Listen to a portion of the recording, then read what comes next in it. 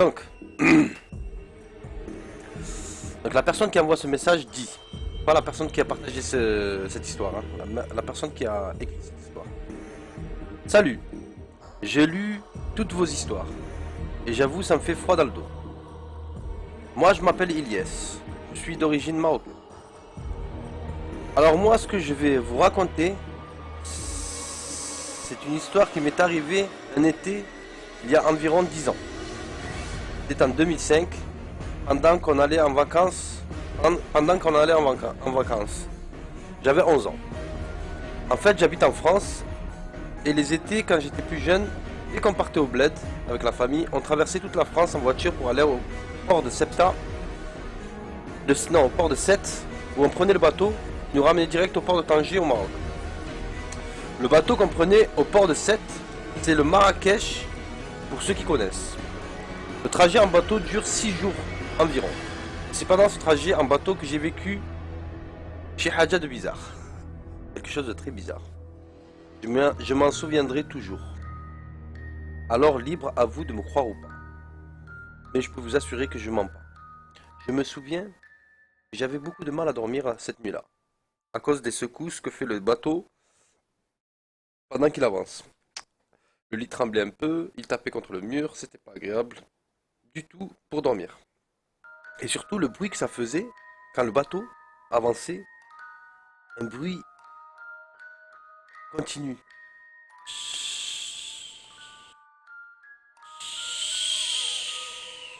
Faisait ce genre de bruit.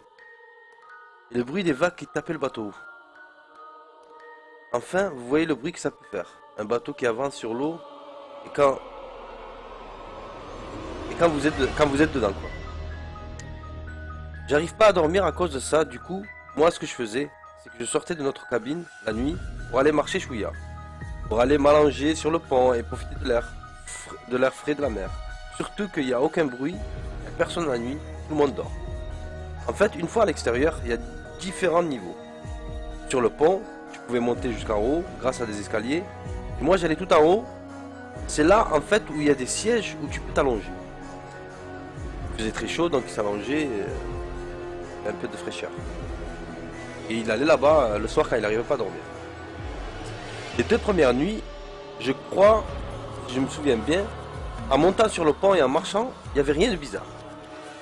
La nuit suivante, en me levant, j'avais regardé par le hublot de notre cabine pour voir s'il pleuvait ou pas, si je pouvais sortir sur le pont ou pas. Sauf que là, en regardant par la vitre, j'avais cru apercevoir un visage et une silhouette de l'autre côté de la fenêtre.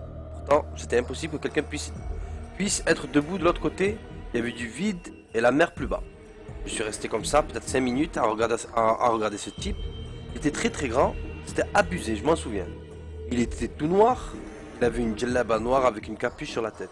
Je pouvais voir que son nez et sa bouche, ses yeux étaient cachés, mais là-bas de son visage était...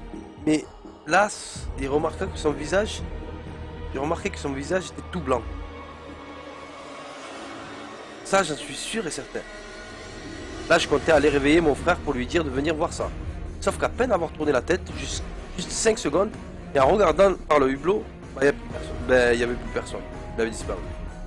Malgré ça, je faisais comme s'il n'y avait rien, comme il s'était rien passé. Bizarrement, à ce moment, j'avais pas eu peur. Je sais pas pourquoi. Du coup, là, je suis sorti pour aller sur le pont, comme la veille. Et là, en sortant à l'extérieur, en marchant sur le pont, j'ai cru que quelqu'un m'appelait plusieurs fois. Il y avait quelqu'un qui murmurait mon prénom. Ilyes, Ilyes. Là, je regarde autour de moi, en criant comme un hamar. C'est qui? Qui m'appelle? J'avais regardé partout autour de moi, il n'y avait rien du tout. Il n'y avait personne. Là, pas grave, je monte quand même tout en haut, sur le pont, m'allonger sur le siège tranquille. Quand d'un coup, les voix reprennent. Ilyes, Ilyes. Au début, je pensais que c'était le bruit du vent. Ou je sais pas. C'était à cause de ça que j'avais l'impression d'entendre mon prénom. Mais non. En tendant bien l'oreille, il y avait bien quelqu'un qui m'appelait. Sur le coup, je commençais à avoir peur. Du coup, je m'étais levé pour retourner dans la cabine.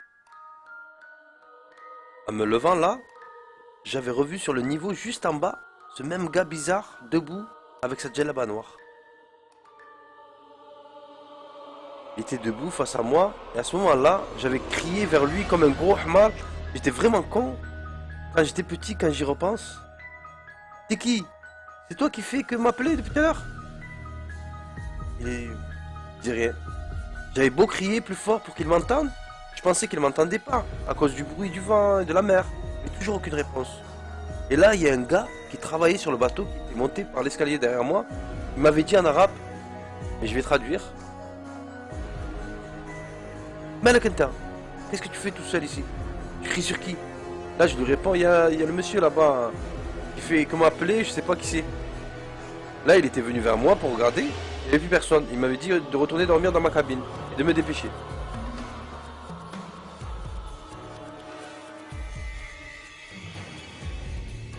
La nuit suivante, toujours autant de mal à dormir, il devait être dans les 3 heures du matin, et du coup, j'avais entendu un bruit comme si quelqu'un toquait, frappait la paroi du bateau, juste de l'autre côté du mur.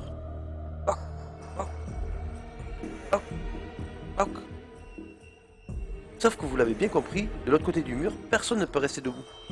Là, je me lève pour regarder par le hublot, et là, en regardant bien, il y a encore cette silhouette. Elle était debout, assez loin du bateau, quand même en train de flotter dans l'air. Si, wallah que c'est vrai. Là, j'avais réveillé tout le monde pour leur dire de venir voir une fois tout le monde debout. Une fois tout le monde debout, la silhouette avait disparu. Là, mes parents me disent d'arrêter de raconter des conneries et de dormir. Et pourtant, wallah que j'avais pas rêvé. Les bruits sur le mur et la silhouette, bref, là, je me rendors normal. Et la nuit suivante, dernière nuit, avant qu'on arrive à Tanger, pareil, toujours autant de mal à dormir, j'entends de nouveau le bruit résonner dans la cabine, comme si quelqu'un frappait contre le mur. Là, je sors marcher à l'extérieur, parce que j'avais vraiment peur, je m'en souviens de ces bruits. Quand là, j'entends de nouveau mon prénom, Ilyes, Ilyes. Et là, d'un coup, il y a le monsieur, j'avais vu 2 jours avant, le type qui travaillait sur le bateau, il m'avait dit en arabe, Ilyes, qu'est-ce que tu fais encore là? Là, je lui réponds, mais j'arrive pas à dormir, il y a trop de bruit, il y a quelqu'un qui toque contre le mur, qui arrête pas de m'appeler, je sais pas qui c'est. Là, sur le coup, 2 minutes après que je venais de capter un truc. Comment ce gars connaissait mon prénom? Il l'appelait Ilyes. Et là, tout d'un coup, il se dit, comment ce gars connaissait mon prénom? Je lui avais jamais dit pourtant. Donc, au moment où je voulais lui demander, je vais tourner le regard vers en haut. À 11 ans, j'étais petit en taille, je l'avais regardé dans les yeux. Et bien là, il était grand aussi. Son visage était tout blanc et ses yeux pareil, putain de merde de Thug Life. Même couleur que celui du gars que j'avais vu sur le pont et regardant par le hublot. C'était la même couleur. Donc la silhouette que j'avais à travers la vitre, ben, c'était lui. Là, j'étais en panique totale. Malgré que j'avais que 11 ans à cette époque, je suis quand même resté lucide. Je suis pas parti en tapant un sprint. Je suis parti en marchant tranquille, comme si j'avais rien remarqué. Et là, en fait, en me retournant, j'avais vu que ce type avait un bras légèrement plus grand que l'autre. Un signe! Le signe distinctif. Comme je vous l'avais expliqué la dernière fois. Ils ont souvent des décalages dans les membres. Des membres différents. Même pas humains. La panique totale, je vous dis. Mais je rentre à l'intérieur du bateau en marchant normal. Et là, une fois à l'intérieur, j'entends un gros boum contre le mur. Et la lumière de la grande salle principale s'était éteinte puis rallumée toute seule. J'étais resté dans le noir 15 à 20 secondes. Et j'avais entendu quelqu'un courir derrière moi. Là, la lumière se rallume d'un coup. Je regarde derrière moi et personne. Aucune trace de pas par terre. Pour le pont est beaucoup mouillé. Le pont était beaucoup mouillé à cause de la mer. Quand tu marches sur le tapis ensuite, tu vois des traces de pas, mais là rien du tout. Et là, il y avait un passager, un adulte qui était assis. Il m'avait demandé si c'était moi qui avais frappé contre le mur. Il avait éteint la lumière et qui courait. Je lui ai dit que non. Il y avait quelqu'un de bizarre dehors, il avait un visage tout blanc, sans les yeux, sans œil. Il est grand en taille, avec un bras plus grand que l'autre. Et là, il me répond, c'était pas toi qui courais? C'était qui alors?